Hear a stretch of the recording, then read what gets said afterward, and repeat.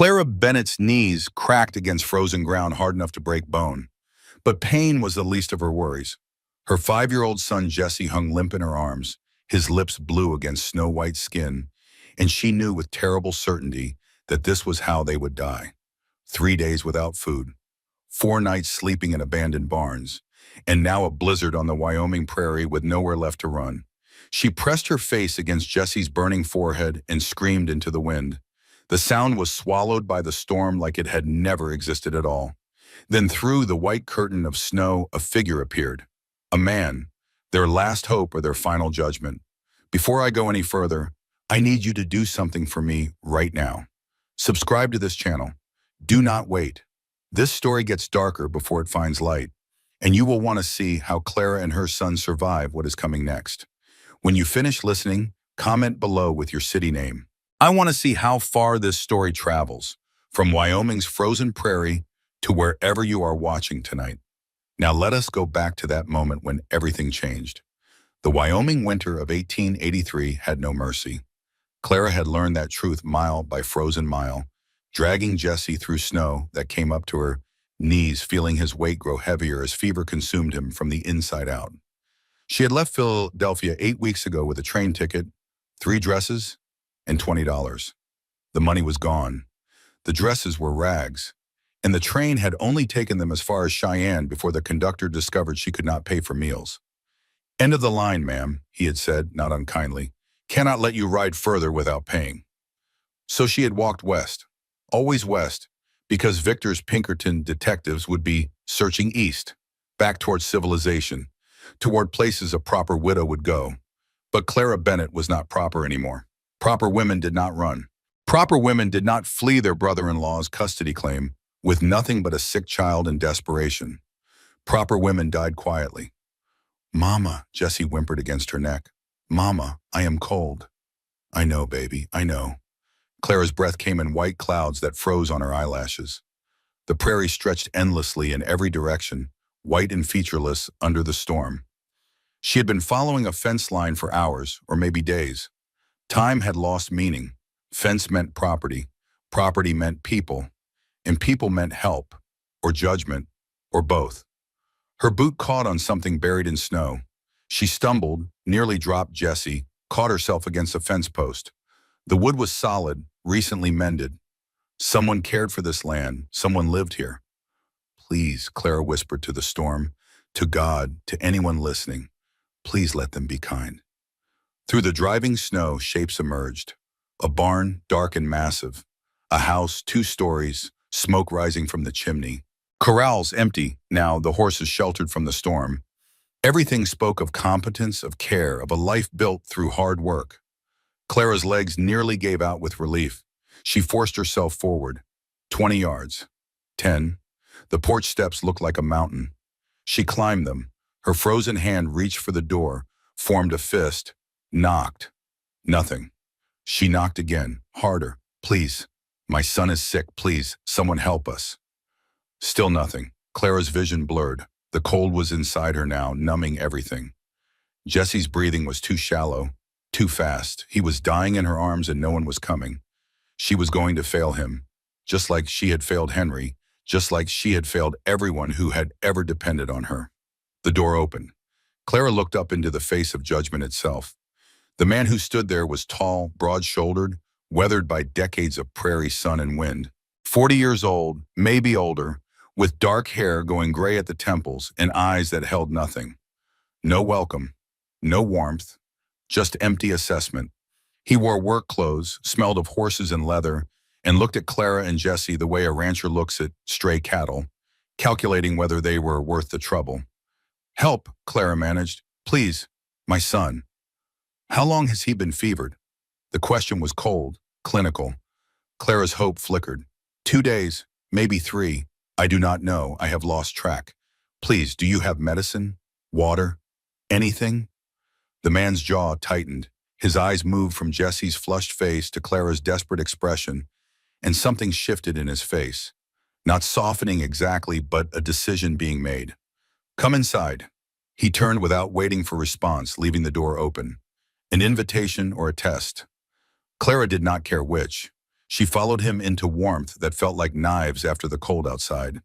The house was clean but sparse. Furniture worn from use, not neglect. A kitchen dominated by a cast iron stove throwing heat. Everything functional, nothing decorative. A man's space long emptied of a woman's touch. Put him on the table. Claire obeyed, laying Jesse on the scrubbed wood surface. The boy's eyes rolled beneath closed lids, his small body shaking with chills despite the fever. The rancher moved to the stove, worked the pump at the sink. Water gushed clear and cold. He filled a tin cup, brought it to the table. Hold his head. Clara cradled Jesse's skull while the stranger brought the cup to her son's cracked lips. Water dribbled in. Jesse's throat worked weakly, swallowing. That is it, the man murmured. Easy, not too fast. His voice had changed, still gruff but gentler, like he was talking to a skittish horse. Thank you, Clara breathed. Thank you so much. I can pay you, I just need time to… When did you last eat? The question caught her off guard. Yesterday. No, the day before. I gave Jesse my portion. He needed… You are no good to the boy if you collapse. The rancher moved to the stove, ladled something from a pot into a bowl. Stew, thick with vegetables and meat, steam rising. He set it in front of her with a spoon. Eat. I cannot accept charity. Not charity. You want to help your son? You eat. Cannot nurse a sick child on an empty stomach. Clara stared at the bowl. Pride warred with hunger, and hunger won. She picked up the spoon with shaking hands and took a bite. It was the most delicious thing she had ever tasted. She forced herself to eat slowly, though every instinct screamed to devour it. The rancher ignored her, focused on Jesse. He fetched a brown bottle from a cabinet, mixed something that smelled bitter into warm water. Willow bark, he said, getting spoonfuls of the mixture between Jesse's lips. For the fever. Will not cure what ails him, but it will bring the temperature down. What does ail him? Exhaustion, malnutrition, bad water probably if you have been drinking from prairie streams. The man's hands were surprisingly gentle on Jesse's small face, checking his pulse, his breathing. How long have you been walking? 2 weeks, maybe longer. From where? Cheyenne, the rancher's hands stilled. That is 70 miles. You walk 70 miles in winter with a child. I did not have a choice. There is always a choice, not for my being. Clara set down the spoon, her stomach rebelling against the sudden food. My brother-in-law wants custody of Jesse. He has lawyers, money, connections. I have nothing, so I ran. Running is not the same as having a plan. My plan was survival. So far, it has worked. The rancher looked at her then, really looked, and Clara forced herself to meet his gaze. Let him see her desperation. Let him see her determination. Let him see she was not some helpless woman looking for a man to save her. She was a mother who would do anything to protect her child. Something flickered in those cold eyes, not quite approval, but maybe respect. Name is Cole Hawthorne, he said. This is my ranch. You are on Hawthorne land now. Clara Bennett, and this is Jesse. Mrs. Bennett? Yes. Cole nodded slowly, processing information she had not given. Widow, alone, running. He was calculating, she could see it, weighing whether she was worth the trouble. Your boy needs rest, Cole said finally. Real rest, in a real bed with regular food and medicine. Cannot do that in one night. I understand. If you could just let us stay until the storm passes. Storm will pass tomorrow, maybe the day after. Boy needs longer than that. Week, maybe 2. Depends how strong he is. 2 weeks. Victor could find them in 2 weeks. The Pinkertons could track them here, serve papers, take Jesse away. I can work, Clara said quickly. I am educated. I can read, write, do figures. I can cook, clean, whatever you need. Just let us stay until Jesse is well enough to travel. Please. Cole's expression did not change. Where are you planning to go after? West? California maybe? Somewhere Victor cannot find us. California is a long way. Costs money you do not have. I will find work along the way. Woman alone with a child in winter. Cole shook his head. You will not make it past the next town. The truth of it hit Clara like a fist. He was right. She had barely made it this far, and that was pure luck. Another storm, another town that refused her work, another week of Jesse growing sicker. They would not survive. Then what do you suggest? Clara's voice came out sharper than intended. That I give up? Let Victor take my son and control his inheritance? Let Jesse grow up thinking his mother abandoned him? Suggesting you face facts. Running will not save you. Only way to beat a man with lawyers and money is with lawyers and money of your own. I do not have. I know what you do not have. Question is, what are you willing to do to get it? Clara stared at him. What are you proposing? Cole was quiet for a long moment. His eyes moved to Jesse, to the small, fevered body on his kitchen table, and something painful crossed his face. Had a wife once, he said quietly. Margaret. She died 6 years ago, childbirth. Baby died too, a daughter. Buried them both on the hill behind the house. Clara's throat closed. Mr. Hawthorne, I am sorry. Do not need sorry. Need you to understand why I am making this offer. Cole's jaw worked. This ranch needs an heir. I am 38 years old and I am not marrying again. Not for love, but for practical purposes. For a woman who needs protection and a boy who needs a father, that is different. The room tilted. You are suggesting marriage? Legal, binding, filed with the territorial court. You would be Mrs. Hawthorne. Jesse would be my son by law. And your brother-in-law's custody claim would be worthless. Judge will not take a boy from married parents running a successful ranch. Clara could not breathe. Marriage to a stranger. Living on an isolated ranch. Binding herself to a man who clearly still loved a ghost. But Jesse would be safe. Victor could not touch them. They would have food, shelter, security. What would you expect from this marriage? She asked carefully. Cole's expression did not change. Work. You said you can cook, clean, do figures. Ranch accounts are a mess. House has not had a woman's touch since Margaret died. I need domestic help, not... He stopped. This is a practical arrangement, Mrs. Bennett. I am not looking for affection. And if I refuse? I will let you stay until the boy is well. Give you supplies for the road. His voice was flat, factual. And you will leave here with the same problems you arrived with. It was not a threat, just fact. Clara looked at Jesse, so small and vulnerable, on the table. His breathing had already eased slightly from the willow bark. His color was better. This man, this stranger, had saved her son's life in the space of 20 minutes. What could he do with 2 weeks? 2 months? Forever? I need to think about it, Clara said. Fair enough, but decide fast. Storm is getting worse, and I need to know if I am preparing 1 room or 2. He left the kitchen, his boots heavy on the wooden floor. Clara heard him climbing stairs, moving around upstairs, the sounds of a man used to being alone. She looked down at Jesse, her son, her entire world. The reason she had left everything, risked everything, would do anything. What do I do, baby? She whispered. What do I do? Jesse did not answer. His small chest rose and fell, steady now, peaceful. The fever was already dropping. Cole Hawthorne had done that in minutes. What could he do with a lifetime? The storm raged through the night. Clara sat beside Jesse on the kitchen table, refusing Cole's offer of a bed upstairs. She could not leave her son. Would not. Not after coming so close to losing him. Cole did not argue. He brought blankets, built up the fire in the stove, kept the willow bark tea coming. Every few hours, he checked Jesse's fever, his breathing, his color. Professional, detached, but thorough. Around midnight, Jesse's fever broke. His eyes opened, clear for the first time in days. Mama? I am here, baby. I am right here. Where are we?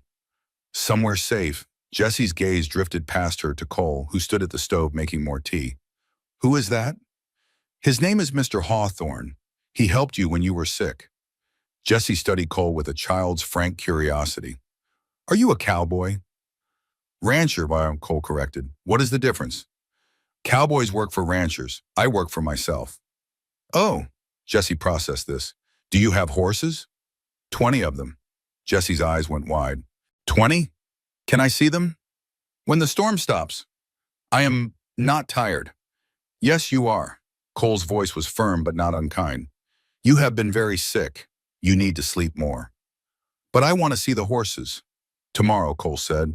Storm will be done by morning. You can see the horses then. Deal?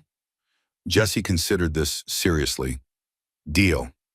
He was asleep again within minutes, exhausted from even that brief conversation. Clara adjusted the blankets around him, her hands shaking with relief. He was alive. Her son was alive.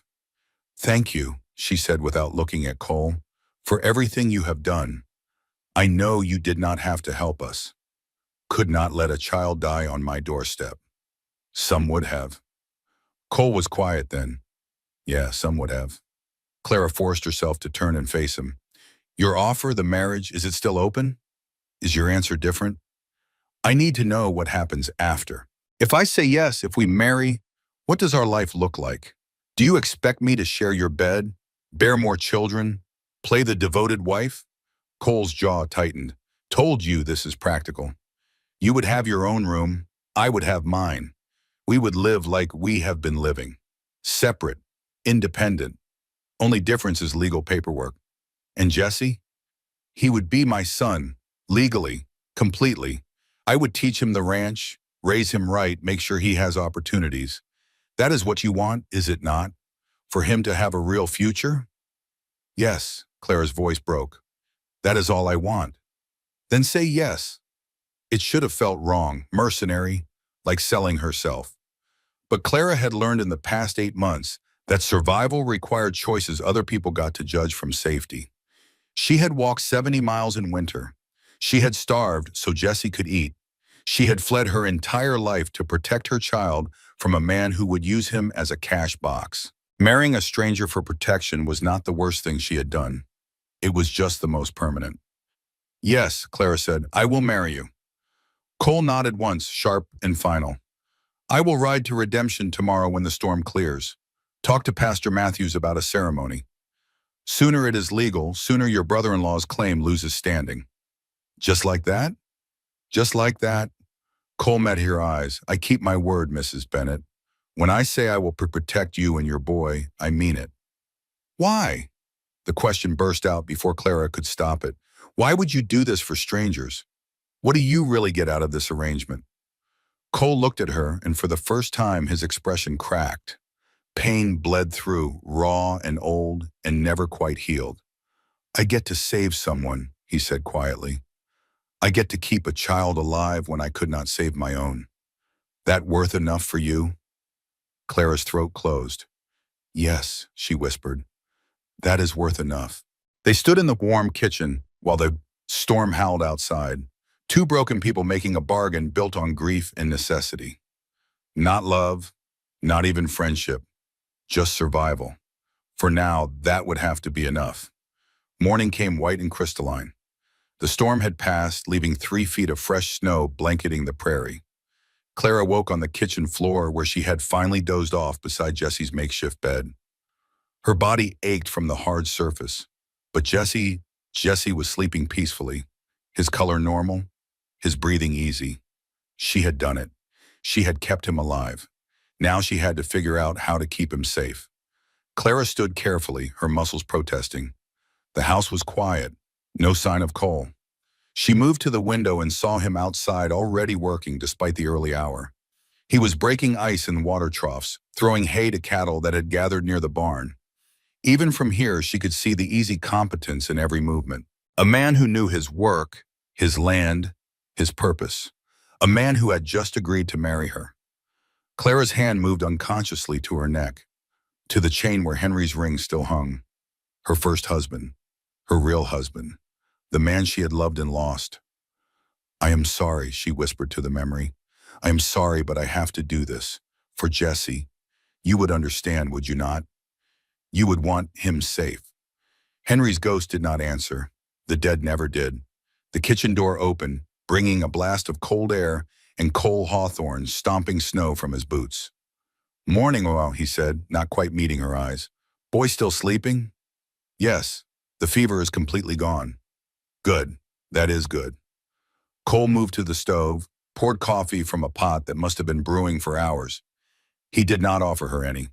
I need to ride to town, tell the pastor about the wedding. Pick up supplies. You will be alone here for most of the day. We will be fine. Got 3 ranch hands who live in the bunkhouse. Gus, Diego, and old Pete.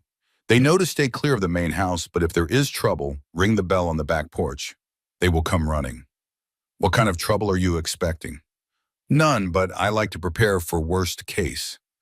Cole finally looked at her. You sure about this, Mrs. Bennett? Once I tell Pastor Matthews, word will spread. Whole town will know by nightfall that I am marrying a widow woman who showed up out of nowhere. There will be talk. There is always talk.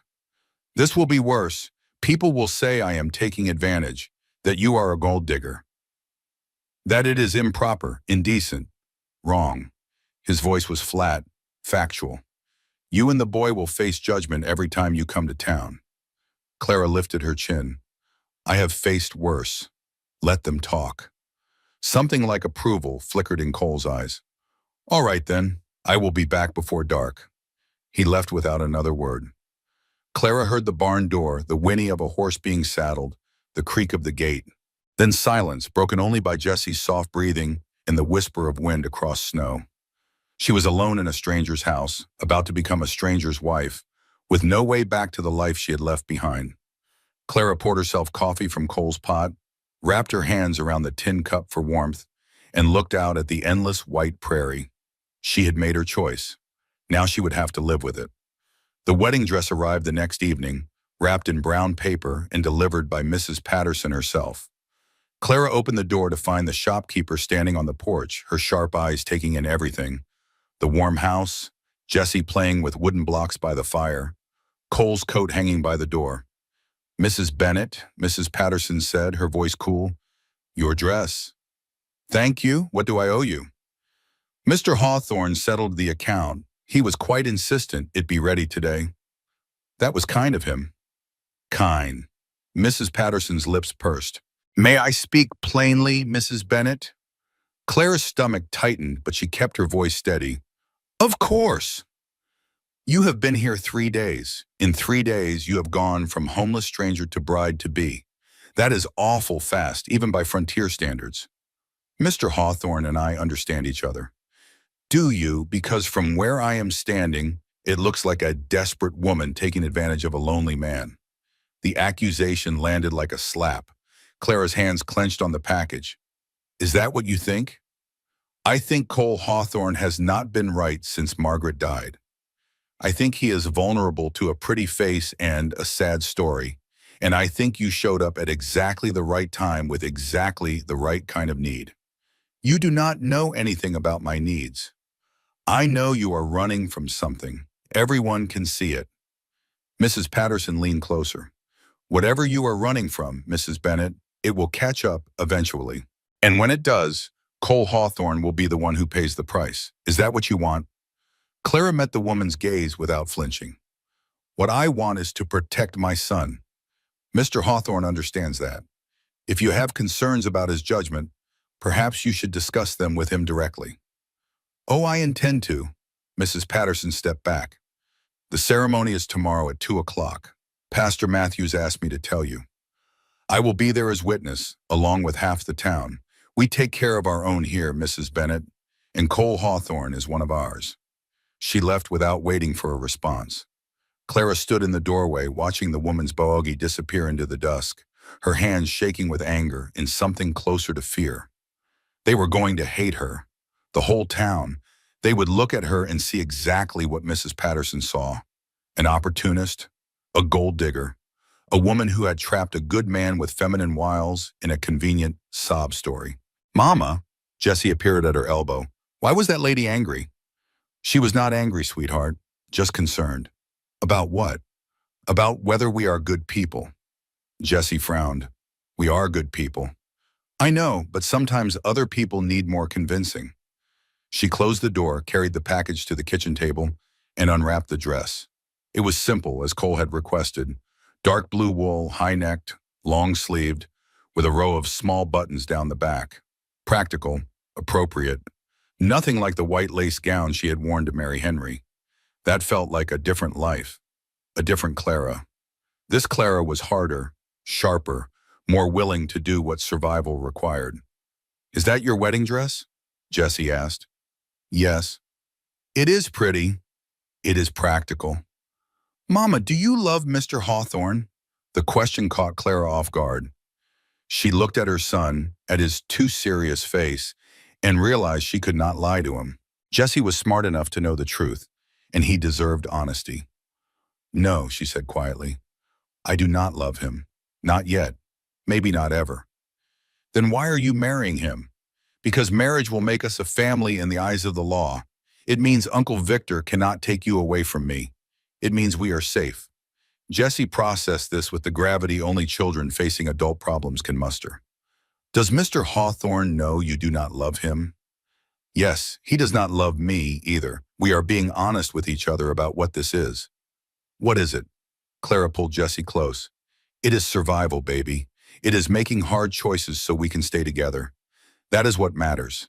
That we stay together. Everything else is just details. Jesse hugged her back, his small arms fierce around her waist. I like Mr. Hawthorne anyway, even if you do not love him. I like him too. He is a good man. Then maybe you will love him later, after we are safe. Maybe. Or maybe this marriage would be exactly what Cole promised. Two people living separate lives under one roof, connected only by legal paperwork and shared necessity. Clara honestly did not know which outcome scared her more. The morning of the wedding, Cole knocked on Clara's door before dawn. Need to talk to you, downstairs, now. His voice was grim. Clara threw on her robe and followed him to the kitchen, her heart pounding. Jesse was still asleep.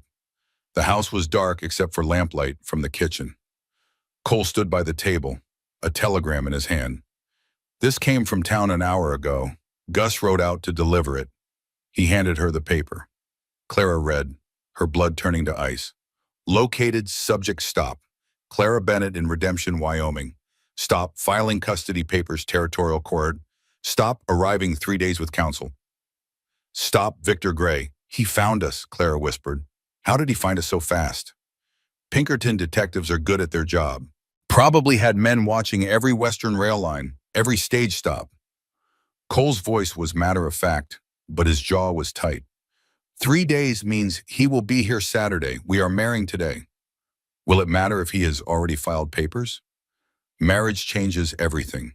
Judge will not remove a child from a stable two-parent home without extraordinary evidence of unfitness. Victor is going to have to prove you are unsuitable and the marriage is fraudulent. That is a high bar. Cole met her eyes.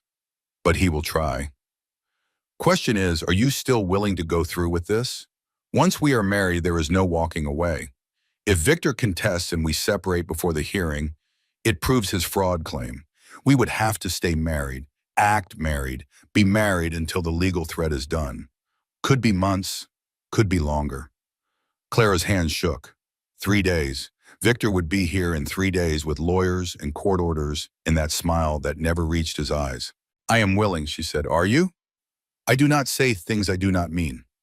Cole took the telegram back, crumpled it. Get dressed. We are leaving for town in an hour. Pastor Matthews is expecting us at 10 o'clock. I thought the ceremony was at 2 o'clock. Was. Now it is at 10 with only Gus and Rosie Mallister as witnesses. No crowd, no spectacle, no time for Victor to hear about it and file an injunction. Cole moved toward the door. This is your last chance, Clara. Once we do this, we are bound together until this mess is resolved. You sure that is what you want? Clara thought of Victor's cold eyes, his calculating smile, the way he had looked at Jesse like a prize to be won. She thought of Philadelphia society turning their backs after Henry's scandal broke. She thought of 70 miles walked in winter, of Jesse burning with fever, of the moment she had realized they were going to die on this prairie. Then she thought of Cole Hawthorne opening his door, saving her son, offering protection without asking for anything she was not willing to give. I am sure. Cole nodded once. Then go wake Jesse and get him ready. We are bringing him with us. He needs to see this ceremony, remember it, be able to testify it was real if it comes to that. He is 5 years old. Old enough to remember his mother getting married, old enough to tell a judge his new father treats him well. Cole's expression was hard. Victor is going to come at us with everything he has got. We need to be ready to fight back. The ceremony took place in Pastor Matthews's small office, not the church. Just Clara, Cole, Jesse, and two witnesses. Gus Franklin, Cole's weathered foreman, and Rosie Mallister, the neighboring widow who had brought a cake despite the short notice. Pastor Matthews was a kind-faced man in his 60s who looked troubled by the whole arrangement. "Mr. Hawthorne, I have to ask, are you certain about this? Marriage is a sacred covenant, not to be entered into lightly." "I am certain." "And Mrs. Bennett, you understand what you are agreeing to? Life on a ranch is hard, isolated. Winter can be brutal and cold here." The pastor hesitated. "He is a good man, but he has been alone a long time, set in his ways." "I understand. There are other options. The church has programs for widows, charitable organizations that could help." "Pastor," Cole's voice was flat, "we are not here for counseling. We are here to get married. Can you do the ceremony or not?" Pastor Matthews sighed. "Very well, but I am noting in the church records that I advised against haste." "Note whatever you want. Just make it legal." They stood before the pastor's desk. Clara in her dark blue dress, Cole in his only suit, Jesse between them, holding both their hands. The boy had been quiet all morning, sensing the tension, understanding something important was happening, even if he did not fully grasp what. "Dearly beloved," Pastor Matthews began, his voice heavy with reluctance, "we are gathered here to join this man and this woman in holy matrimony." The words washed over Clara like water. She had heard them before 7 years ago, standing beside Henry in her parents' church with 200 guests and flowers and joy. This was nothing like that. This was grim necessity dressed up in legal language. "Do you, Thomas Cole Hawthorne, take this woman to be your lawfully wedded wife, to have and to hold from this day forward, for better, for worse, for richer, for poorer, in sickness and in health, until death do you part?" "I do." No hesitation, no emotion, just acceptance of terms. "And do you, Clara Elizabeth Bennett, take this man to be your lawfully wedded husband, to have and to hold from this day forward, for better, for worse, for richer, for poorer, in sickness and in health, until death do you part?" Clara looked at Cole. His face was carved stone, revealing nothing. A stranger becoming her husband. A man who had never promised to love her, only to protect her. It was enough. It had to be enough. "I do. By the power vested in me by the Wyoming Territory, I pronounce you husband and wife." Pastor Matthews closed his book with an audible thump. "Mr. Hawthorne, you may kiss your bride." Cole hesitated. They had not discussed this part. His eyes met Clara's, asking permission. She nodded slightly. He leaned in and pressed his lips to hers. Brief, chaste. It meant nothing. It was over before Clara could even process what was happening. But Jesse cheered, breaking the awkward tension, and Rosie Mallister dabbed her eyes with a handkerchief. "Congratulations," Pastor Matthews said without enthusiasm. "May God grant you wisdom in the days ahead." They signed the certificate. Gus and Rosie witnessed. Pastor Matthews filed the paperwork with grim efficiency. And just like that, Clara Bennett became Clara Hawthorne, Mrs. Thomas Cole Hawthorne, wife to a stranger, stepmother to a ranch, bound by law to a man who had made it clear he expected nothing from her beyond domestic labor and the appearance of normalcy. "Come on," Cole said, already moving toward the door. "We need to get home before the hands start wondering where I am." They rode back in silence. Jesse sat between them in the wagon, chattering about the ceremony. "Are you my new papa now?" he asked Cole. "Legally, yes. What should I call you?" Cole's hands tightened on the reins. "Whatever you are comfortable with." "Can I call you Papa Cole?" The wagon slowed. Cole stared straight ahead, his jaw working. When he spoke, his voice was rough. "That would be fine," Jesse beamed. "Okay, Papa Cole."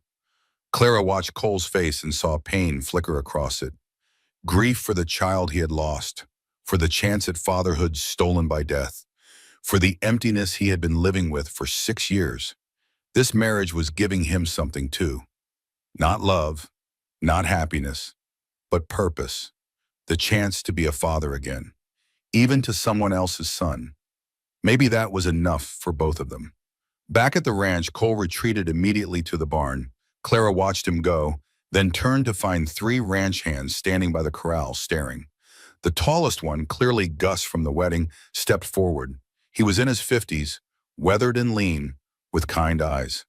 "Ma'am, welcome to the Hawthorne Spread. I am Gus Franklin, foreman." "Thank you, Mr. Franklin." "Just Gus, ma'am. This here is Diego Martinez."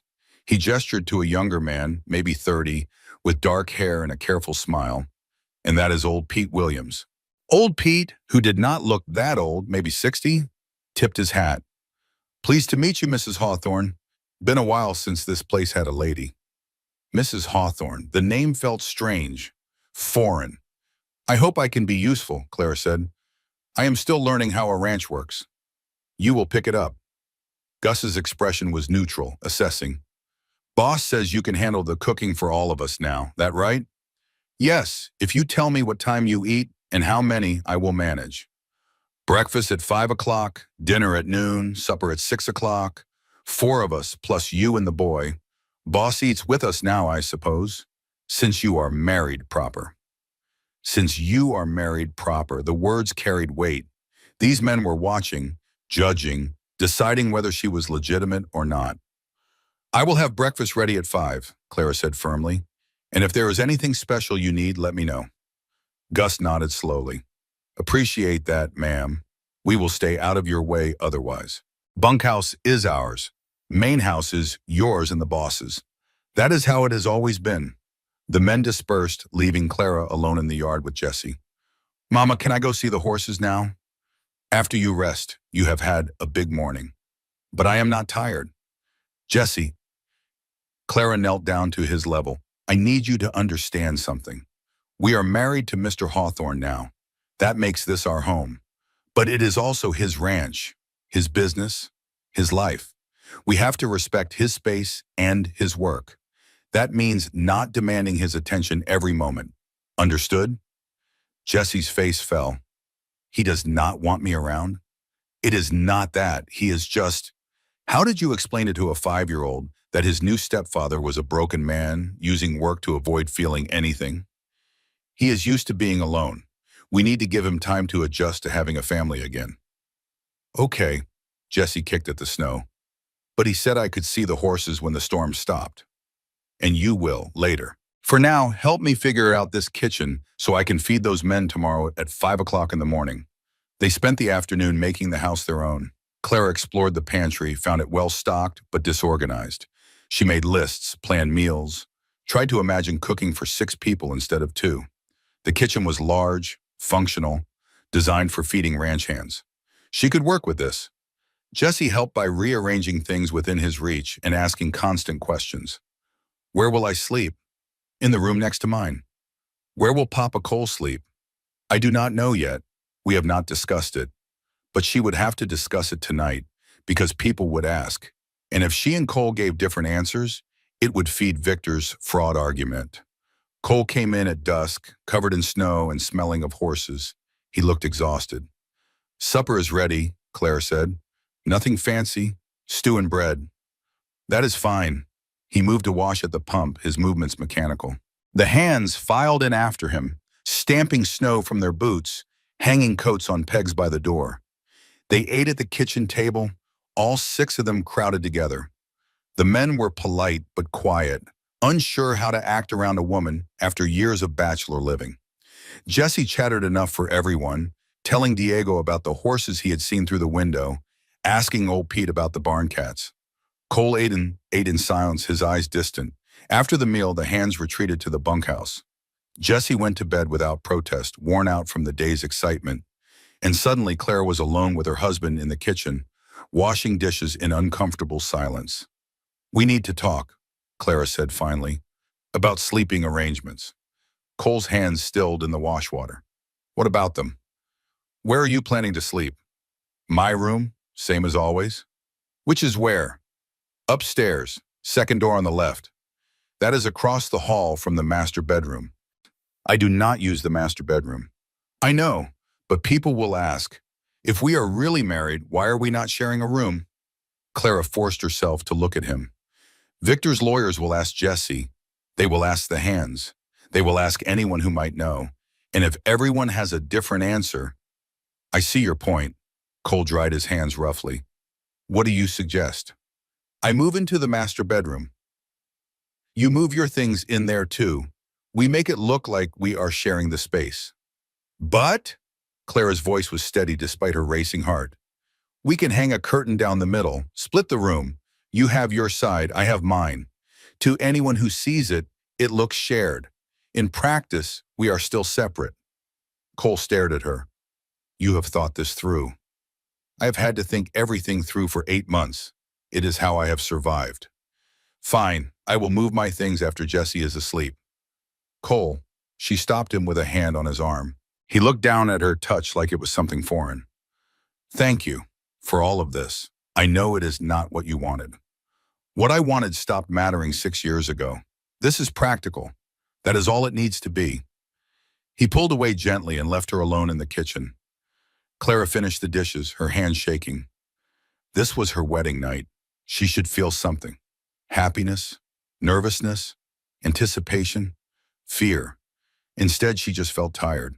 Tired and alone, even though she had just married a man who was sleeping 20 feet away. Later, in the master bedroom with its split curtain dividing the space, Clara lay in Margaret Hawthorne's bed and stared at the ceiling. She could hear Cole moving on his side of the room, the rustle of clothes, the creak of bed ropes as he settled. Clara? His voice came through the curtain. Yes? Victor gets here Saturday. That is 4 days. We need to make this look real. That means, he paused. That means acting like we care about each other in public. Can you do that? Can you? I have been pretending to be fine for 6 years.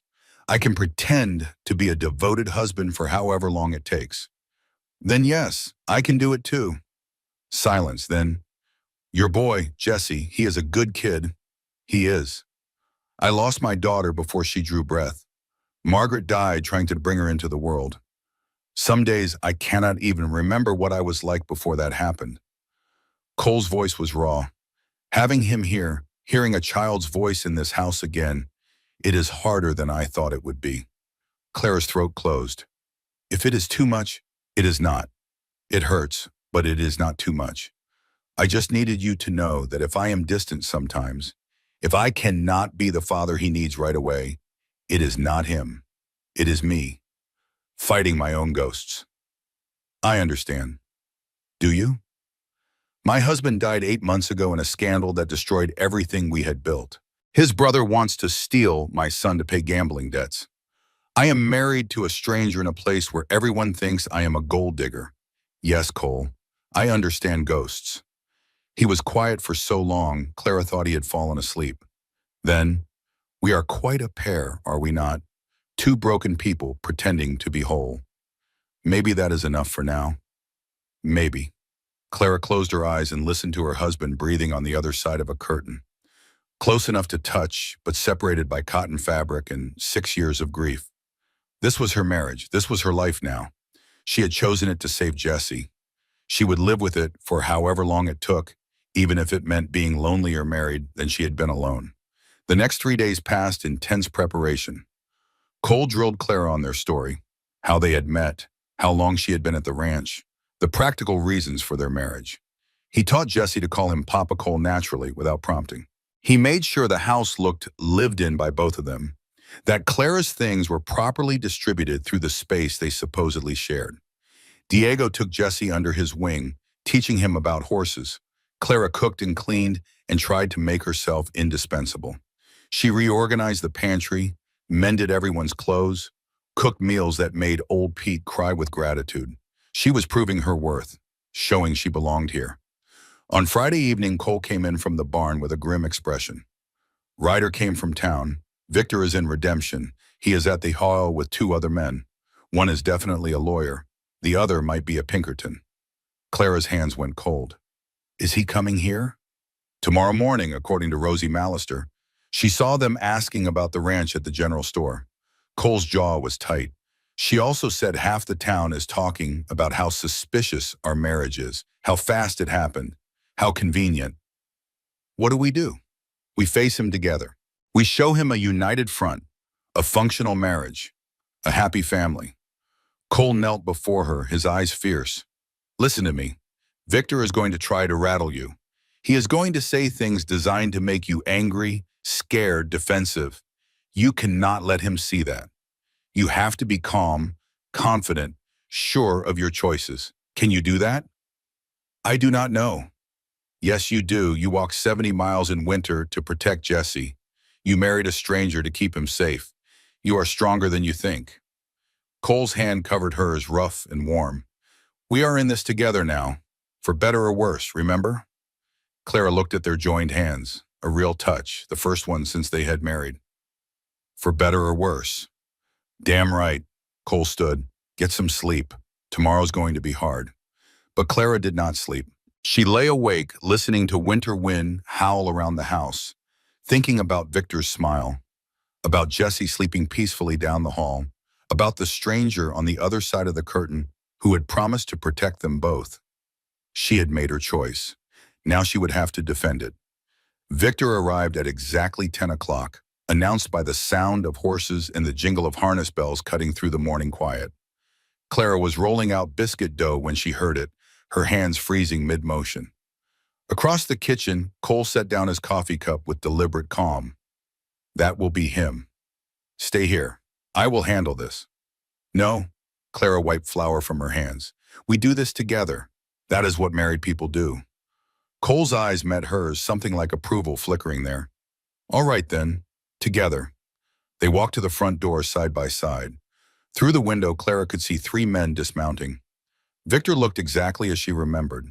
Tall, well-dressed even for travel, his dark hair slicked back, his expression radiating entitled confidence. The man beside him was older, carrying a leather satchel that screamed lawyer. The third was younger, harder, with eyes that missed nothing. Definitely a Pinkerton. Cole opened the door before Victor could knock. Can I help you, gentlemen? Mr. Hawthorne, I presume. Victor's smile was all teeth. Victor Gray, this is my attorney, Mr. Thornton, and my associate, Mr. Davies. We are here regarding my nephew, Jesse Bennett. Jesse Hawthorne, Cole corrected flatly.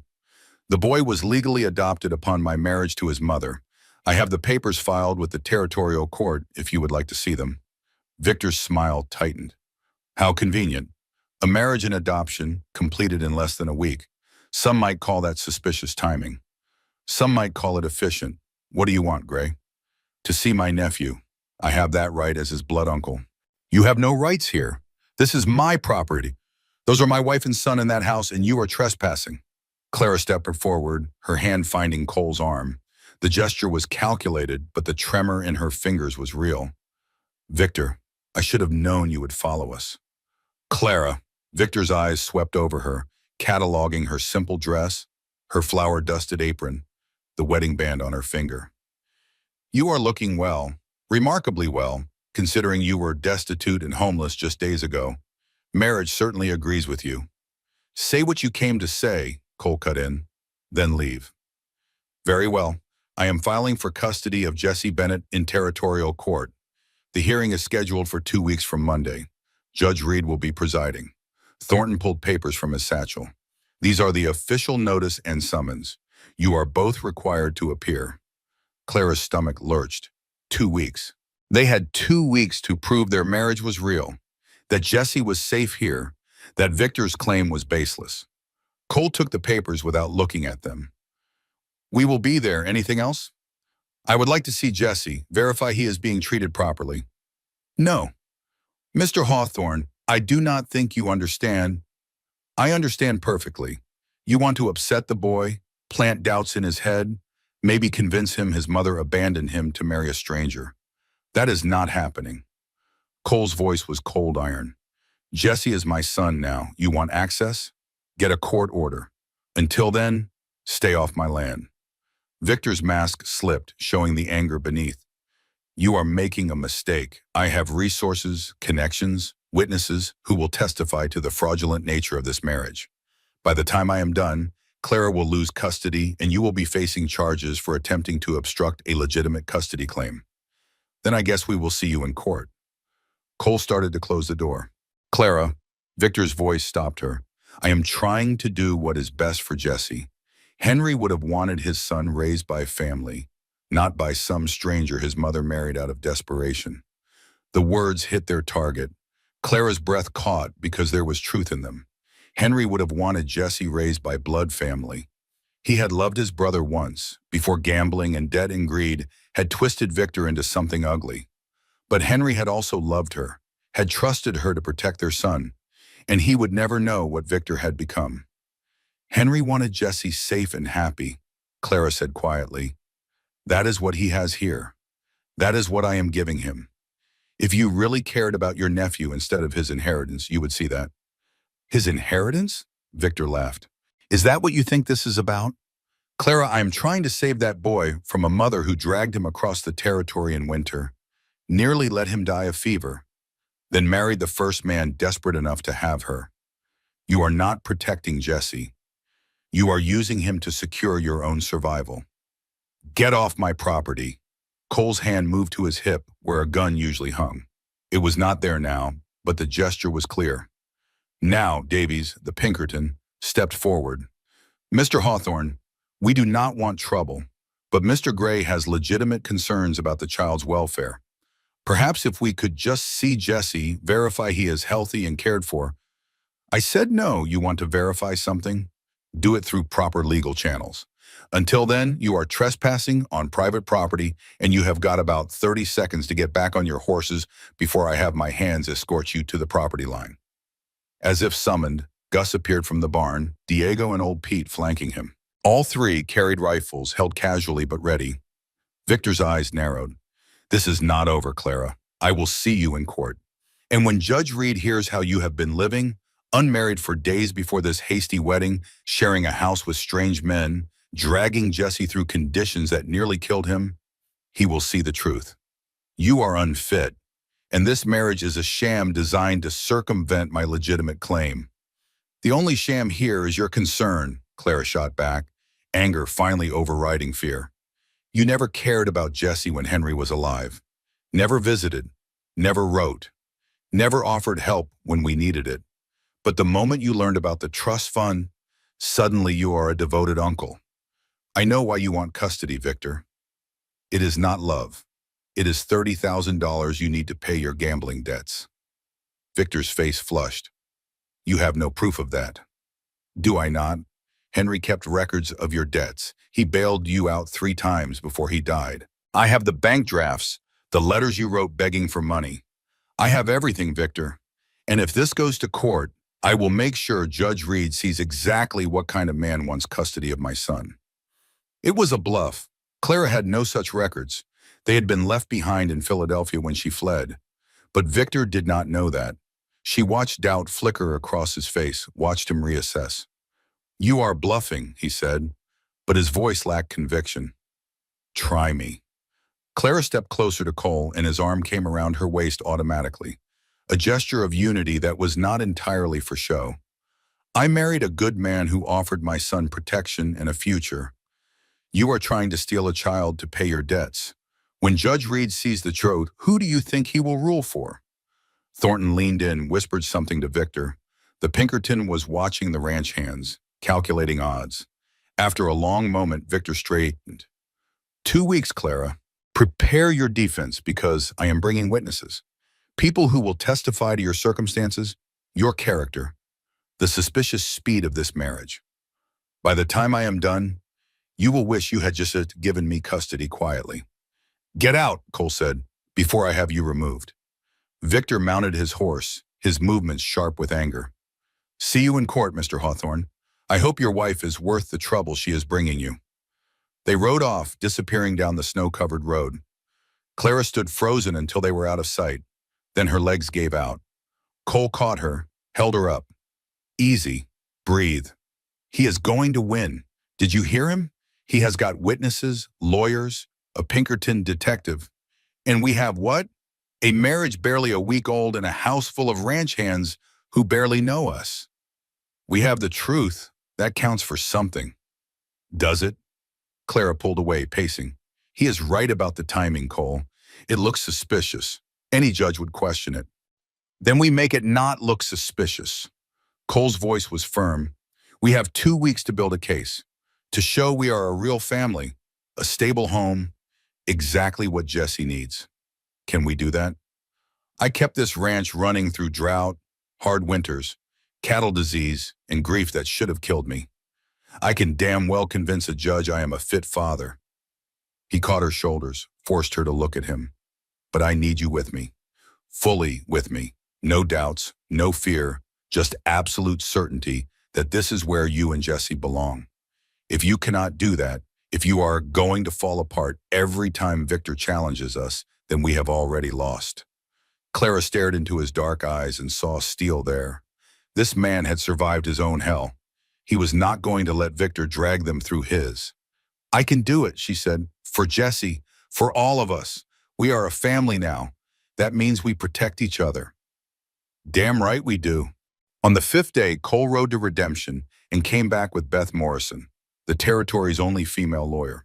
She was in her 30s, sharp-eyed and sharper-tongued, educated back east and practicing here because Wyoming's progressive laws allowed it. I will be honest, Mrs. Hawthorne, Beth said over coffee in the kitchen. This is an uphill battle. The timing looks bad. Your circumstances look worse. And Victor Gray's lawyer is good. He will paint you as an opportunist and your husband as a fool. Then what do we do? Claire asked. We counter with truth, character witnesses, evidence of stability. I need to know everything. How you met, why you married, what your daily life looks like, how Jesse is adjusting, and I need witnesses who can testify to the legitimacy of this marriage. They spent 3 days building the case. Beth interviewed the ranch hands, who testified that Clara worked hard, that Cole treated Jesse well, that the household functioned like a real family. She interviewed Rosie Mallister, who swore the marriage seemed genuine despite its speed. Even Pastor Matthews reluctantly agreed to testify that both parties had seemed sincere during the ceremony. But they needed more. They needed something that proved this was not a fraud. Was not desperation dressed up as devotion? On the fifth day, Beth said it plainly. You need intimacy, not physical necessarily, though that would help, but emotional connection, shared history, the kind of small details only real couples know about each other. We have been married less than 2 weeks, Cole said. Then make 2 weeks count. Victor's lawyers will ask Jesse about your relationship. Does Papa Cole read him bedtime stories? Do you and Mrs. Hawthorne talk privately? Do you touch each other casually the way married people do? Right now, the answer to all of that is no. That needs to change. So they tried. Awkwardly at first, painfully aware they were performing intimacy for an audience that did not exist yet. Cole started coming in earlier from work, spending time with Jesse before bed. He taught the boy to rope fence posts, to curry horses, to read the sky for weather. He carved him toys and told him stories about the ranch's history. Clara found herself watching these interactions from the kitchen window, something warm and unfamiliar growing in her chest. This was what she had wanted for Jesse, a father who was present, engaged, building memories instead of just providing. Cole was doing that, maybe not out of love yet, but out of something just as valuable, commitment. And slowly, without either of them quite noticing, they started talking. Not just about the case or Jesse or ranch business, but about themselves. Late at night, on opposite sides of the curtain, they would share pieces of their past. Henry was a good man, Clara said one night, honest, hardworking. He tried so hard to make something of himself. When his company failed because of his partner's fraud, it destroyed him. He died of influenza, but I think he died of shame first. Margaret used to sing, Cole offered. Old hymns, folk songs, anything. The house was always full of music. After she died, I could not stand silence. That is why I work so much. Cannot hear the quiet if you are moving. Do you still love her? Yeah, but it is different now, less raw, more like an old scar that only aches when weather changes. He paused. That makes sense? Perfect sense. These conversations were not planned. They just happened, filling the late hours when both were too tired to maintain walls. And somewhere in those whispered exchanges, Clara realized she was starting to know her husband. Not just his history, but his rhythms. How he drank coffee black and hot enough to burn. How he checked the barn 3 times every night to make sure it was secure. How he avoided the master bedroom during the day, but would stand in the doorway sometimes at night, staring at Margaret's things like he was saying goodbye. She started noticing small things too, the way his shoulders relaxed when Jesse laughed, how he would leave wildflowers on the table without comment, picked during his morning rounds, the protective way he would position himself between her and anyone who came to the ranch, subtle but unmistakable. And Cole noticed her. He brought her books from town, somehow knowing she missed reading. He fixed the sticky kitchen drawer without being asked. He would pour her coffee in the morning before she came downstairs, the cup waiting at her usual spot. They were learning each other, building something that looked like marriage from the outside and was starting to feel like it from the inside. On the 10th day, Victor's lawyer sent another letter. More witnesses, more evidence, more threats. Beth read it grimly. He is bringing Mrs. Patterson from the general store. She will testify to the suspicious circumstances of your arrival. He has got a doctor who will question whether Jesse received proper care during your journey. And he has found 3 Philadelphia society women who will testify to the scandal surrounding your husband's death. Can they do that? Claire asked. Henry's scandal has nothing to do with Jesse's care. They will argue it speaks to your judgment, your character. If you married one fraudulent man, maybe you are married to another. Beth set down the letter. We need something big, something that proves beyond doubt this marriage is real. Like what? Cole demanded. Like Grace Bennett. Clara's head snapped up.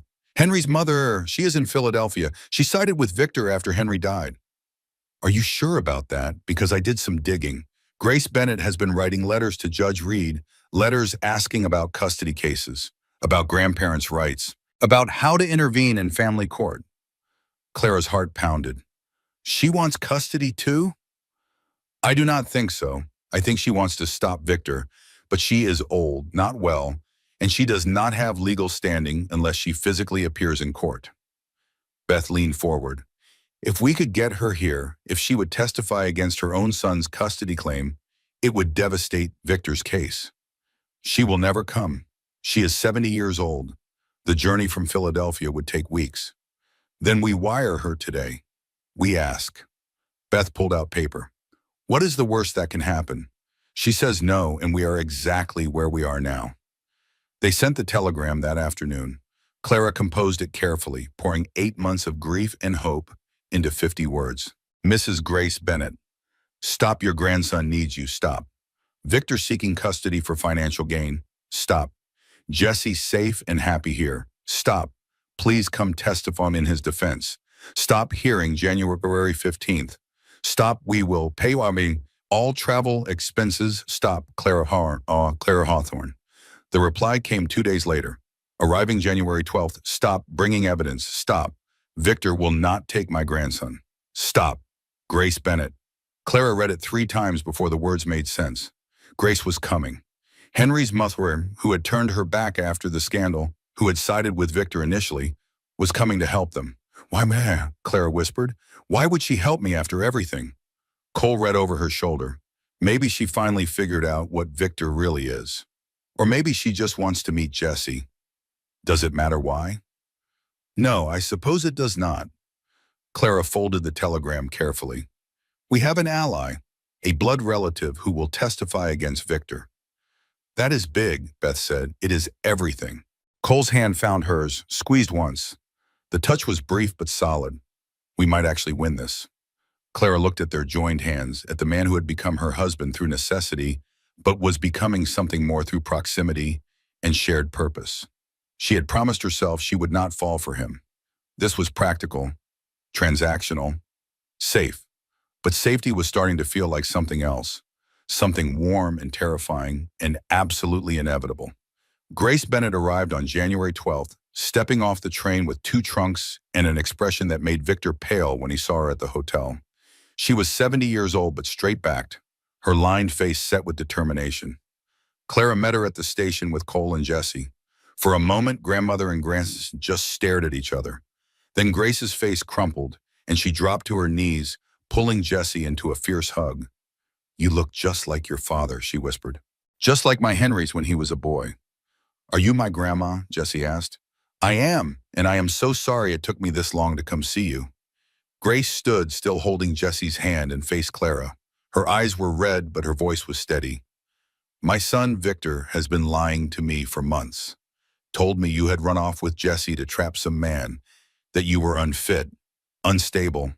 I believed him because I was grieving and angry and looking for someone to blame for Henry's death. But his letters got stranger, more desperate. He kept asking about Jesse's trust fund, about how to access it. That is when I started digging. She patted the leather case she carried. I found things that will make Victor wish he had never filed these papers. The courthouse in Cheyenne was smaller than Claire remembered, but it felt enormous now, looming over them like judgment itself. They arrived early, Cole driving the wagon with Clara beside him and Jesse between them, wrapped in blankets against the January cold. Grace sat behind them, her face set with grim determination. Beth Morrison met them at the courthouse steps, her expression serious. Victor is inside with Thornton and 3 witnesses, Mrs. Patterson, Dr. Hendress from Redemption, and someone named Margaret Ashford from Philadelphia Society. They are going after character, circumstances, and medical negligence. We have Grace, Cole said. We do, and she is a blood relative with standing. But Judge Reed is traditional, Clara. He believes in proper social conventions. The speed of your marriage, your living situation before it. He is going to question all of it. Then we answer honestly, Clara said, straightening her shoulders. We did what we had to do to survive. If that is not proper enough for him, then he has never faced real desperation. They entered the courtroom together. It was already half full. Townspeople come to watch the spectacle, ranch hands who had taken the day off to support them, curious strangers who just wanted entertainment. Clara felt their eyes like physical weight, judging, assessing, deciding her worth. Victor sat at the plaintiff's table with Thornton and his witnesses. He looked confident, relaxed, like a man who knew he had already won. When he saw Grace, that confidence flickered. When Grace stared back without flinching, it cracked further. All rise for the Honorable Judge Augustus Reed. The judge was exactly as Beth had described, 60s, stern-faced, with eyes that suggested he had seen every kind of human foolishness and was not impressed by any of it. He settled into his chair, adjusted his spectacles, and surveyed the courtroom with displeasure. This is a custody hearing regarding one Jesse Bennett, age 5. Mr. Thornton, you are representing the petitioner, Mr. Victor Gray. Miss Morrison, you are representing the respondents, Mr. and Mrs. Cole Hawthorne. Before we begin, I want it understood that I will not tolerate theatrics in my courtroom. This is about a child's welfare. Nothing more. Understood? Both lawyers nodded. Good. Mr. Thornton, call your first witness. Thornton stood, his expensive suit making everyone else look shabby by comparison. The petitioner calls Mrs. Harriet Patterson. The shopkeeper from Redemption took the stand, her face pinched with righteous disapproval. She swore her oath and settled in like she was prepared to enjoy this. Mrs. Patterson, how long have you known the respondents? I met Mrs. Hawthorne, Mrs. Bennett, as she was then, approximately 3 weeks ago, when she first arrived in Redemption with Mr. Hawthorne. Can you describe the circumstances of that meeting? She was at the general store with Mr. Hawthorne buying supplies. He introduced her as his housekeeper. Said she would be living at his ranch to handle domestic duties. His housekeeper? Not his fiancée or intended wife? No, sir, just his housekeeper. I remember thinking it was improper. A widow woman living alone with a bachelor man. But Mr. Hawthorne had been alone so long, I suppose he was desperate for help. Clara's hands clenched in her lap. Cole's hand covered hers, steady and warm. When did you learn they had married? About a week later. It was sudden. No announcement, no courtship that anyone saw. Just one day, Mr. Hawthorne tells Pastor Matthews to prepare for a wedding, and the next day, it is done. Did that strike you as unusual? Very unusual. Mr. Hawthorne had been a widower for 6 years. Never showed interest in any woman. Turned down every match the town ladies tried to arrange. Then suddenly he marries a stranger who showed up with nothing but a sick child. It looks suspicious, sir. Still does.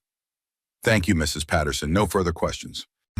Beth stood for cross-examination, her expression neutral. Mrs. Patterson, you said Mr. Hawthorne had been alone for 6 years. Would you say he was lonely? I could not speak to his feelings. But you tried to arrange matches for him. That suggests you thought he needed a wife. For companionship and proper household management, yes. So if Mr. Hawthorne decided to marry someone who could provide both, that would be reasonable. If he had courted properly, yes. How long is proper? What is the acceptable timeline between meeting and marriage? Mrs. Patterson hesitated. Well, that depends. My parents married after knowing each other 3 weeks, Beth said. They were together 40 years. My grandparents married after 2 weeks, 53 years. How long did you know your husband before you married, Mrs. Patterson? That is not relevant. It is absolutely relevant. You are testifying that speed indicates fraud. I am asking what speed is acceptable. Answer the question. 6 weeks, Mrs. Patterson admitted reluctantly. 6 weeks, and Mr. and Mrs. Hawthorne married after 1 week. Is it possible that when people face desperate circumstances, they make faster decisions? I suppose. No further questions. Beth sat down, satisfied. Thornton called Dr. Hendress next. The doctor testified about Jesse's condition when he had examined him a week after the wedding. Malnourished, recovering from severe fever, showing signs of exposure and neglect. In your medical opinion, Dr. Hendress, was this child properly cared for during his journey? No, sir. The conditions he endured could have killed him. Any responsible parent would have found proper shelter, medical care, adequate food. And if the parent could not afford those things, then perhaps the parent should not have undertaken such a journey with a vulnerable child. Clara felt sick. He was right. She had nearly killed Jesse. The guilt she had been carrying 4 weeks crystallized into sharp-cutting certainty.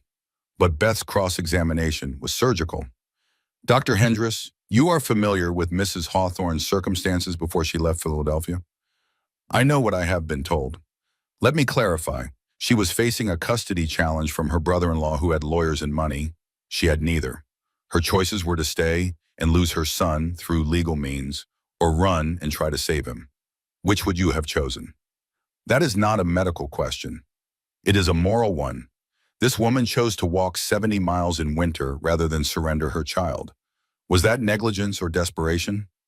Both, perhaps. And yet Jesse survived. He is healthy now, thriving by all accounts.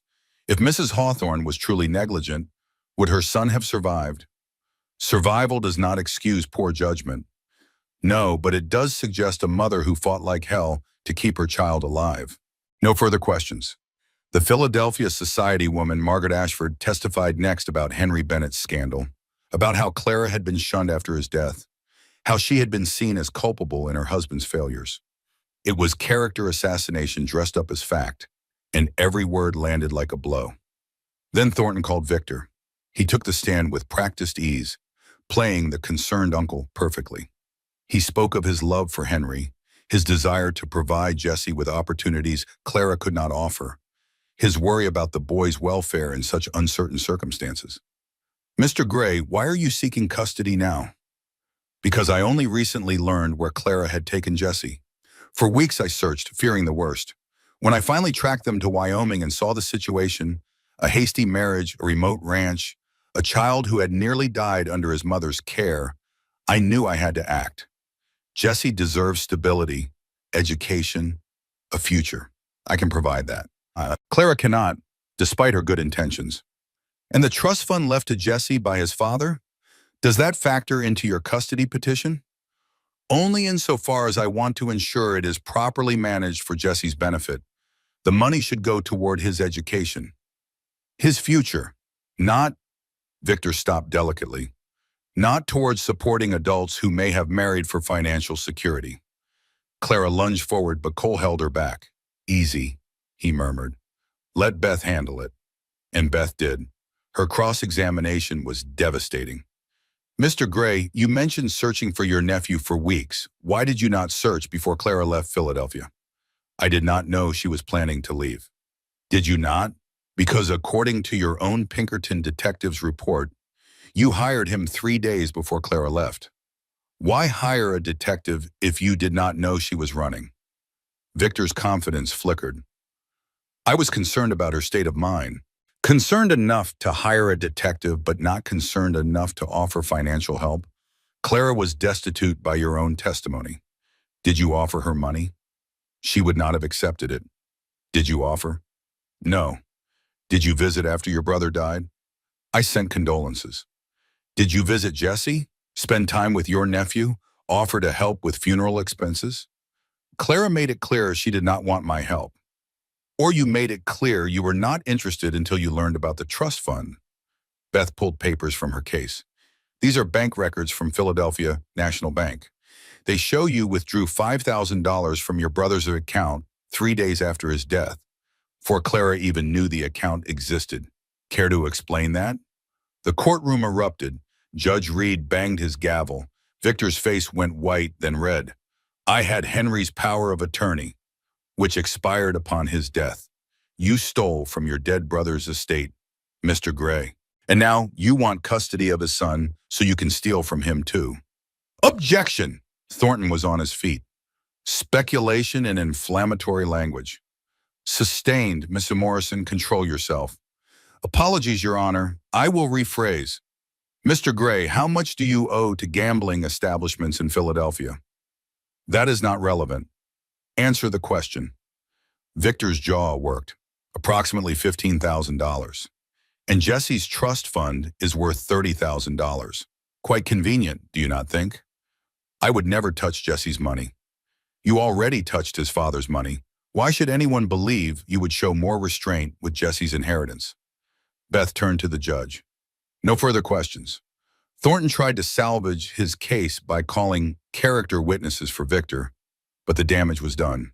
The courtroom had turned against him. Even Mrs. Patterson looked uncomfortable, realizing she had been used in a scheme far uglier than she had understood. Then Beth called Grace Bennett. The old woman walked to the stand with her cane, her back straight despite obvious pain. She swore her oath and looked directly at Victor with eyes full of contempt. Mrs. Bennett, you are Victor Gray's mother and Jesse's grandmother, is that correct? Yes. Why are you testifying against your own son's custody petition? Grace's voice was clear and strong. Because my son is a liar, a thief, and a disgrace to his brother's memory. He told me Clara was unfit, that she had run off to trap some man for money. He begged me to support his custody claim. Said it was what Henry would have wanted. I believed him because I was grieving. She paused, gathering strength. Then I found bank records showing Victor had stolen from Henry's estate. I found gambling debts dating back 5 years. I found letters from creditors threatening legal action. And I realized my son was not trying to save his nephew. He was trying to rob him. Objection! Thornton's face was red. This is hearsay and speculation. It is fact, and I have documentation. Grace pulled papers from her case. Bank statements, letters, witness testimony from Philadelphia. I have spent the last month building a case against my own son because I will not let him destroy my grandson's life the way he destroyed his own. Judge Reed took the papers, read them, his expression darkening with each page. When he looked up, his gaze on Victor was withering. Continue, Mrs. Bennett. I have met Clara's new husband, seen their home, watched them with Jesse. That child is loved, cared for, protected. He calls Cole Hawthorne Papa without hesitation. He smiles constantly. He is healthy, happy, thriving. Whatever doubts I had about the speed of this marriage, they are gone. These two people are building a family, a real one, and I will be damned if I let Victor destroy it for gambling money. The courtroom was silent. Grace looked at Clara, her eyes softening. My son Henry loved you, Clara. He trusted you to protect Jesse. You have done that under impossible circumstances. I am sorry I doubted you. I am sorry I was not there when you needed help. But I am here now, and I am asking Judge Reed to deny this petition completely. Beth smiled. No further questions. Thornton did not even attempt cross-examination. What could he say? Grace's testimony had destroyed every argument he had made. Beth called Cole next. He took the stand reluctantly, uncomfortable being the center of attention. But when Beth asked him about his marriage, about Jesse, his voice was steady and sure. I married Clara because it was practical. She needed protection. I needed an heir. That is how it started. He looked directly at Clara, but it did not stay that way. Somewhere between her fixing my broken household and Jesse bringing life back into this house, it became real. She is not just my wife on paper. She is my partner. Jesse is not just legally my son. He is mine in every way that matters. I would die before I let anyone take them from me. Even if that someone is blood family. Blood does not make family. Choice does. Commitment does. Love does. Cole's voice was rough with emotion. I chose Clara. I chose Jesse, and they chose me back. That is family, Your Honor. That is what Victor is trying to destroy. Beth called Clara last. She walked to the stand on shaking legs, swore her oath, and tried to steady her breathing. Mrs. Hawthorne, tell the court why you ran. Clara looked at Victor, then at Jesse sitting beside Grace. Her son, her reason for everything. Because staying meant losing him. Victor has money, lawyers, social standing. I had nothing. If I had stayed in Philadelphia and fought through proper legal channels, I would have lost. So I ran. I walked 70 miles in winter because that was the only way to keep my son safe. And when you met Mr. Hawthorne, he saved Jesse's life. Then he offered me something I never expected. Protection without price. A marriage that was not based on love, but on mutual need. I accepted because it was the smart choice, the safe choice, the only choice that gave Jesse a real future. Do you regret that decision? Clara's eyes found Cole's. No, I regret that circumstances forced it. But I do not regret the marriage itself. Cole has been kinder, more patient, more honorable than I had any right to expect. He has become Jesse's father in every meaningful way, and he has become, her voice broke, he has become my husband, for real, not just legally, actually. Do you love him? The question hung in the air. Clara saw Cole tense, saw Victor lean forward eagerly, saw the entire courtroom waiting for her answer. Yes, she said quietly. I love him. I did not plan to, but I do. Cole's face transformed. The hard lines softened. His eyes shone with something that looked like hope. No further questions, Beth said softly. Thornton's cross-examination was brutal. He hammered at the timeline, the circumstances, every detail that looked suspicious. But Clara held firm. Yes, it was fast. Yes, it looked convenient, but it was real. It was valid, and it was working. Finally, after 3 hours of testimony, Judge Reed called for closing arguments. Thornton made a passionate case about propriety, about proper child rearing, about the need for traditional family structures. Beth countered with truth. Two people doing their best in impossible circumstances, building a family through choice rather than blood, giving Jesse everything Victor pretended to offer. Then Judge Reed leaned back and considered. The silence stretched. Clara held her breath. In the matter of Gray versus Hawthorne, I have reached a decision. Judge Reed's voice was measured. It was not easy. The circumstances of this marriage are unusual, the timeline suspicious, and normally I would be inclined to question the legitimacy. Clara's heart stopped. However, the judge continued, looking at Victor with distaste. After reviewing Mrs. Grace Bennett's evidence regarding the petitioner's financial malfeasance and true motivations, I find Mr. Gray's concern for his nephew's welfare to be insincere at best, predatory at worst. Victor went pale. Thornton started to stand, then sat down heavily. Furthermore, despite the unusual circumstances of the Hawthorne marriage, I find clear evidence of genuine care, commitment, and stability. The child is thriving. The household is functional. The marriage, while hastily contracted, appears to be authentic in its current state. Judge Reed looked at Clara and Cole. Mr. and Mrs. Hawthorne, I am denying the custody petition. Jesse remains with you. Additionally, I am issuing a restraining order against Mr. Gray. He is not to contact the child or the family without court permission. This case is closed. The gavel came down with finality. For a moment, nobody moved. Then Clara's knees buckled, and Cole caught her, held her up. Grace was crying openly. Jesse, who had been sitting quietly, suddenly understood what had happened and launched himself at Cole. We won! I get to stay. You get to stay, Cole said. his voice breaking. Forever, son. Forever. Outside the courthouse, snow fell in thick flakes that caught in Clara's hair and melted on her cheeks, mixing with tears she could not stop. Cole's arm was around her waist, holding her steady, while Jesse clung to both of them, his small face pressed against Cole's coat. Grace stood nearby, accepting congratulations from Beth Morrison, while keeping one hand on Jesse's shoulder, as if afraid to let him go.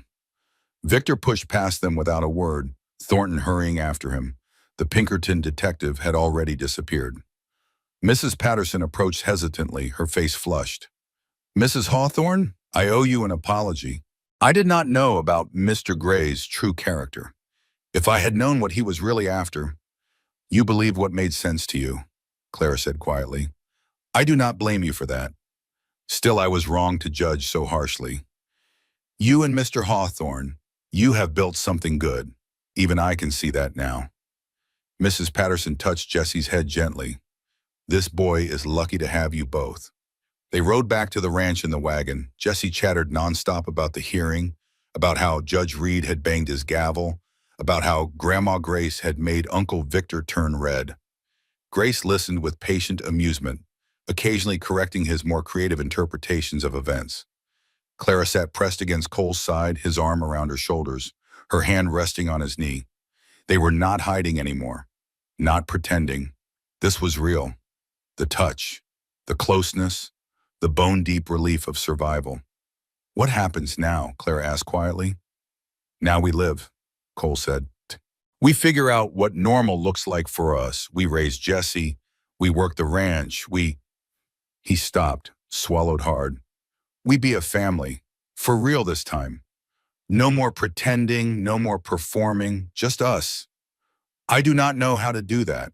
Be normal, I mean. I have been running or fighting for so long. Then we will figure it out together, same way we figured out everything else." At the ranch, the hands had prepared a feast. Venison stew, fresh bread, dried apple pie that old Pete swore was edible this time. They ate at the big kitchen table, all of them crowded together, talking and laughing and celebrating. Jesse fell asleep in his chair before dessert, worn out from emotion and excitement. Cole carried him upstairs while Clara and Grace cleaned up. "He is good with the boy," Grace said, scrubbing a pot. "Natural. Henry would have approved." "Would he?" Clara's hand stilled in the wash water. "Would he have understood why I married someone else so quickly?" "Henry was practical. He would have hated that you needed to, but he would have understood why you did. And seeing you with Cole now—" Grace smiled. "That is not practicality anymore, child. That is something else entirely. I did not mean for it to happen. The best things never are meant. They just are." Grace set down the pot, her arthritis making the movement painful. "I'm going back to Philadelphia in a few days. My home is there, my life. But I will visit, and I will write. Jesse deserves to know his grandmother properly, not just as someone who showed up for a court case. You saved us.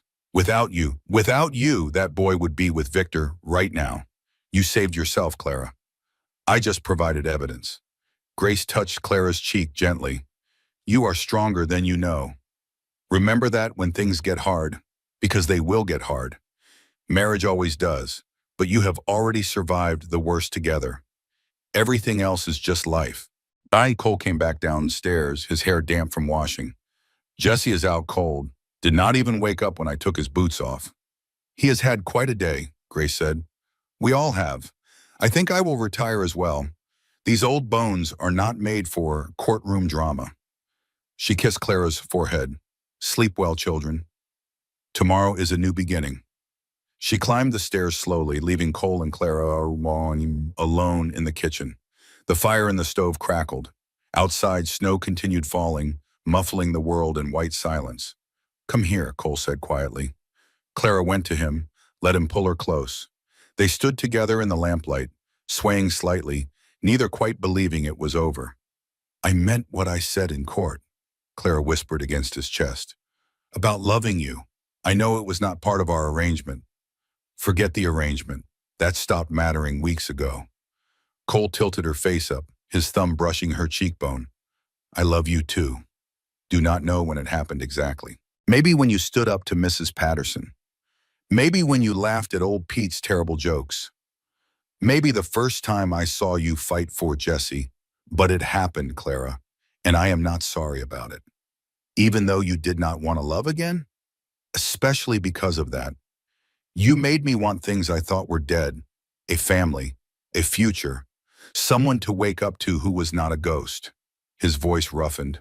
Margaret will always be part of me. But you are my present, my future, if you want to be. I want to be, Clara said fiercely. I want everything. A real marriage, a real life. All of it. Cole kissed her then. Not the brief ceremonial touch from their wedding, but us in deep and full of months of restrained wanting. Clara kissed him back with equal hunger, her hands fisting in his shirt, pulling him closer. When they finally broke apart, both were breathing hard. We should, Cole gestured upward. The bedroom, our bedroom. No more curtain dividing us. No more separate sides, just us. If you are ready, Clara's heart hammered. I am ready. But Cole, I have not been with anyone since Henry died. I do not know how to be with someone new. Neither do I. Been 6 years for me. We will figure it out together. Same as everything else. He took her hand, threaded their fingers together. Just us, Clara, taking our time. No pressure, no expectations. Just two people who love each other learning how to show it. They climbed the stairs hand in hand. In the bedroom, Cole lit the lamp while Clara removed the curtain that had divided the space for weeks. The fabric came down easily, pooling on the floor. The room looked bigger without it, more unified. One space instead of two. They undressed slowly, carefully, giving each other time to adjust, to accept, to choose this.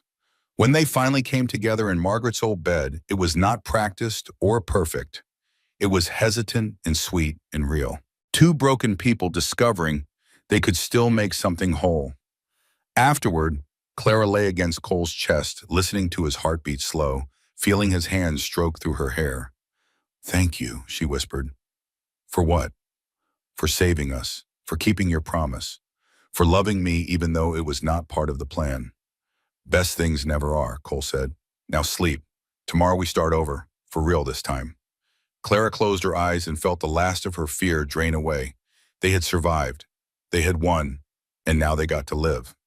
The next morning dawned clear and cold. Clara woke to find Cole already gone, probably out doing early chores. But there was coffee waiting at her usual spot, still hot, and a note in his careful handwriting. Gone to feed cattle. Back by breakfast. Tell Jesse he can help today if he wants. Love you. See, Clara pressed the note to her chest, smiling. Love you. Written casually like he had been saying it for years instead of hours. She made breakfast for everyone. Grace, Jesse, the hands who would be coming in soon. Jesse appeared sleepy-eyed and hungry, climbing into her lap while she cooked. Mama, are we really staying forever? Really forever, baby. And Papa Cole will not have to leave? No one is leaving. We are a family now. Jesse thought about this seriously. Good, I like being a family. It is better than running. Much better, Clara agreed, her throat tight. Cole came in with the hands, all of them stamping snow from their boots. He crossed the kitchen and kisses by Clara's forehead, natural as breathing, before pouring himself fresh coffee. The gesture was so domestic, so normal, it made her want to cry. They ate together, the conversation easy. Diego teased old Pete about his cooking. Gus discussed spring plans for the ranch. Grace told stories about Henry as a boy, making Jesse laugh. And Clara and Cole kept catching each other's eyes across the table, sharing private smiles that said everything words could not. This was what she had been fighting for. Not just survival, not just safety, but this. Ordinary moments filled with warmth and belonging. After breakfast, Cole took Jesse out to the barn to teach him about horses. Grace settled by the fire with mending. Clara cleaned the kitchen, humming without realizing it. You are happy, Grace observed. Clara looked up. I am. Is that allowed? After what you have been through, I would say you have earned it. Grace's needles clicked steadily. Tell me something, Clara. If you could go back to Philadelphia before Henry died, knowing everything that would happen, the scandal, the running, the hardship, would you change anything? Clara thought about it. I would save Henry if I could, but everything else, the running, meeting Cole, building this life, no, I would not change it. Because this, she gestured around the warm kitchen, this is better than anything I had before. More real, more honest, more mine. Good. That means you have healed, not forgotten, but healed. There is a difference. Grace left 3 days later, promising to return in spring. The ranch came alive with work. Clara learned ranching through necessity and repetition. Her hands grew calloused, her skin tanning from sun. Jesse thrived, growing taller and stronger. He could ride his own pony now, could help with simple chores, could read simple books Grace had left behind. He called Cole Papa without any qualifier, as natural as breathing. And Clara and Cole learned each other. How to work together, fight fairly, make up thoroughly, how to balance ranch demands with family needs, how to be partners in work and love, and the 1,000 small decisions that made up a life. On their first real anniversary, a year from the courthouse wedding, not the hasty ceremony before, Cole surprised Clara with a ring. Not Margaret's ring, which she still wore. A new one, simple gold, engraved inside with 3 words, forever and then some. It is what Jesse said once, Cole explained, sliding it onto her right hand. When I promised we were a family, he asked forever. And I said forever and then some. Seemed appropriate. Clara could not speak past the lump in her throat. She pulled him close and kissed him, pouring a year's worth of love into it. All the fear overcome, all the walls torn down, all the impossible becoming possible. That night, lying in bed with Cole's arm around her and Jesse sleeping down the hall and the prairie wind singing outside, Clara thought about the woman who had collapsed in snow with a dying son. Certain they were finished. That woman had been so afraid, so desperate, so sure she had failed. But she had not failed. She had survived. And more than that, she had built something beautiful from the ruins, a family forged in winter, tested in court, and proven true through seasons of work and love, and choosing each other every single day. I love you, Cole murmured against her hair. I love you too, Clara whispered back.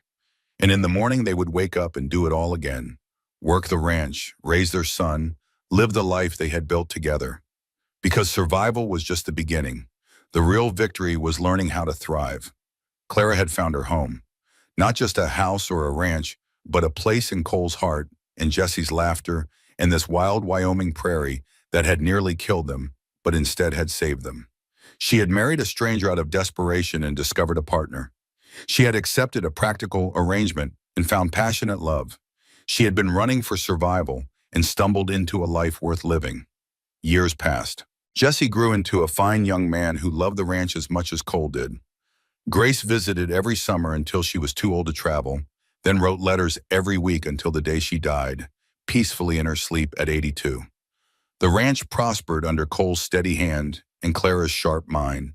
They added to the house, expanded the herd, hired more hands. And they were happy. Not perfect. Marriage never was. They fought sometimes about money or Jesse or how to handle the neighbors. But they always made up, always chose each other, always remembered what they had survived together. On their 10th anniversary, Clara stood on the porch watching the sunset paint the prairie gold and red. Cole came up behind her, wrapped his arms around her waist, rested his chin on her shoulder. What are you thinking about? He asked. About how far we have come. About that night I knocked on your door, certain we were going to die. About how wrong I was. You were not wrong, you would have died. But you did not. You fought. You served him. You built this. Cole's arms tightened. That takes courage, Clara. Real courage. The kind most people never find. We did it together. Damn right we did. They stood together, watching the sun sink below the horizon, painting the sky in shades of fire. Jesse was in the barn with Diego, learning to break a new horse. Inside the house, supper was waiting on the stove. Tomorrow would bring work and worry and all the complications of living. But tonight they had this, each other, their family, their home. Clara had learned something important in the years since that frozen night. Love was not always lightning and thunder. Sometimes it was coffee waiting on the table, wildflowers picked without comment, a hand reaching for yours in the dark. Small kindnesses accumulated over years until they became something bigger than romance, something stronger, something that lasted forever and then some. That was what she and Cole had built. Not perfect, not easy, but real and true, and worth every hardship it had taken to create. The prairie wind whispered across endless grass.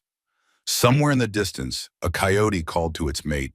The stars emerged one by one, diamonds scattered across black velvet, and Clara Bennett Hawthorne stood wrapped in her husband's arms, surrounded by the life they had built together, and knew with absolute certainty that she was exactly where she belonged.